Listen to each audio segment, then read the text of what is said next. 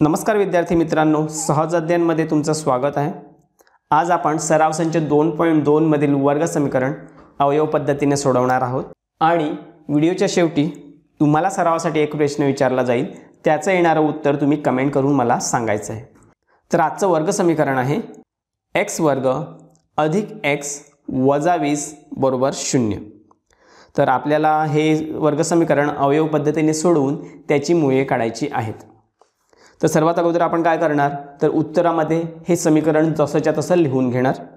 तर मी लिहून घेतो x वर्ग अधिक x वजा 20 बरोबर 0। तर आपण इथे काय करायचं आहे, हे जे तिसरं पद आहे 20 त्याचे अगोदर आपण अवयव करून घ्यायचे। तर 20 चे अवयव किती येतात बघा, 20 एके 20 म्हणून 20 आणि 1 ही पहिली जोडी मिळाली। दुसरी आहे 10 दुनी 20 म्हणून 10 आणि 2 ही दुसरी जोडी मिळाली। आणि तिसरी आहे 5 चौक 20 म्हणजे 5 आणि 4 ही तिसरी जोडी मिळाली। तर आता ह्या तीन जोड्यांपैकी योग्य जोडी कोणती, तर बघा तर समीकरणामध्ये बघा 20 चं चिन्ह कोणतं आहे, वजाबाकीचं चिन्ह। म्हणजे आपण ती जोडी निवडायची ज्यांची वजाबाकी ही दुसऱ्या पदाच्या सहगुणका इतकी असेल। तर आता इथे दुसऱ्या पदाचा सहगुणक नाही म्हणजे 1 आहे, तर ह्या तिसऱ्या जोडीची म्हणजे 5 आणि 4 ची वजाबाकी जर केली तर ती 1 येऊ शकते। तर इथपर्यंत झालं, पण ह्यांना आता चिन्ह कोणती द्यायची, तर चिन्ह अशी द्यायची आहेत की येणारी जी वजाबाकी आहे ते अधिक 1 असायला हवं।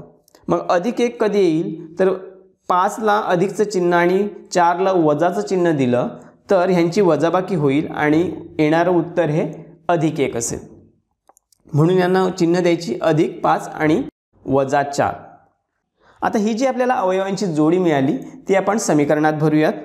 म्हणून समीकरण येईल x वर्ग अधिक 5x इथे लिहिला आपण पहिला अवयव, वजा 4x इथे लिहिला आपण दुसरा अवयव आणि बाकीचं जसंच्या तसं लिहायचं आहे, वजा 20 बरोबर 0।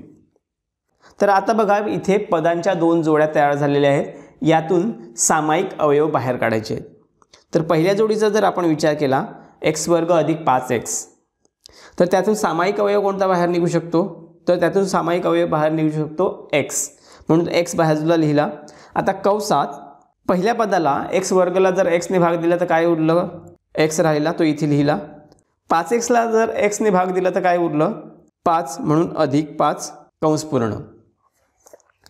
आता दुसऱ्या जोडीचा विचार करा, वजा 4x आणि वजा 20। तर इथे जे 4 आहेत ते 4च्या पाढ्यामध्ये येतात आणि हे जे 20 आहेत त्याला देखील 4 ने पूर्ण भाग जातो। मग काय करायचं आहे, वजा 4 आपण बाहेर काढूयात। कंसात वजा 4x ला जर वजा 4 ने भाग दिला तर राहिला x, आणि आता वजा 20 ला वजा 4 ने भाग दिला तर राहिले अधिक 5, म्हणजे वजा 4 गुणिले अधिक 5 उत्तर वजा 20 येणार। कंस पूर्ण बरोबरचं चिन्ह 0। आता हे जे दोन्ही कंस आहेत ते आपण एकत्र करूयात। कंसात x अधिक 5 कंस पूर्ण आणि कंसाच्या बाहेर जे आहे ते दुसऱ्या कंसात लिहूयात। म्हणून कंसात x वजा 4 कंस पूर्ण बरोबर 0। तर पहा इथे दोन कंसाचा गुणाकार जर 0 असेल तर त्यापैकी कोणताही एक अवयव 0 असू शकतो। म्हणून x अधिक 5 बरोबर 0 किंवा x वजा 4 बरोबर 0। म्हणून आता हे जे अधिक 5 आहेत ते बरोबर चिन्हाच्या पलीकडे घेऊन जाऊयात। म्हणून x बरोबर वजा 5 किंवा इथले जे वजा 4 आहेत ते बरोबर चिन्हाच्या पलीकडे घेऊन जाऊयात, ते अधिक 4 होतील, x बरोबर 4। तर आपल्याला इथे x च्या ह्या दोन्ही किमती मिळालेल्या आहेत, हीच आपल्या ह्या वर्ग समीकरणाची मुळे आहेत। त्यामुळे लिहायचं आहे, म्हणून वर्ग समीकरणाची मुळे वजा 5 आणि 4।